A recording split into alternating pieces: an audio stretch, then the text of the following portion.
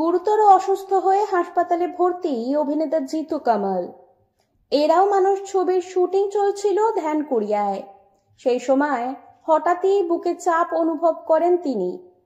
পরে কাঁপুনি দিয়ে জ্বর আসে বলে জানা গেছে। দ্রুত তাকে হাসপাতালে ভর্তি করা হয়। ঘনিষ্ঠ সূত্রের দাবি, আউটডোর শুটিং চলাকালীন হঠাৎ অজ্ঞান হয়ে যান জিতু। সঙ্গে শুরু হয় তীব্র বুকে ব্যথা, জ্বরও ছিল প্রবল। তবে ঠিক কী কারণে এমন শারীরিক অবস্থা তৈরি হয়েছে তা এখনো স্পষ্ট নয়। সূত্রের খবর, বাইপাস সংলগ্ন এক বেসরকারি হাসপাতালে ভর্তি করা হয়েছে অভিনেতাকে। সকাল থেকেই এরাও মানুষ ছবির শুটিংয়ে ব্যস্ত ছিলেন জিতু। ছবির সেটে উপস্থিত ছিলেন সহ অভিনেত্রী শ্রাবন্তী চট্টোপাধ্যায়ও।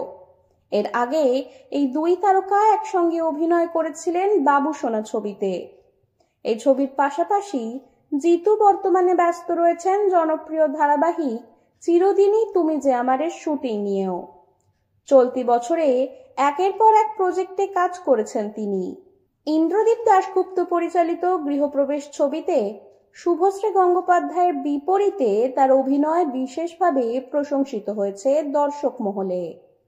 অভিনেতার অসুস্থতার খবর প্রকাশ্যে আসতেই উদ্বেগ ছড়িয়েছে অনুরাগীদের মধ্যে। কেউ বলছেন এটি হৃদরোগজনিত সমস্যা, আবার কেউ সন্দেহ করছেন ডেঙ্গি। হৃদরোগ নাকি ডেঙ্গিতে আক্রান্ত অভিনেতা, তা নিয়ে চিন্তার ভাঁজ পড়েছে ভক্ত মহলে।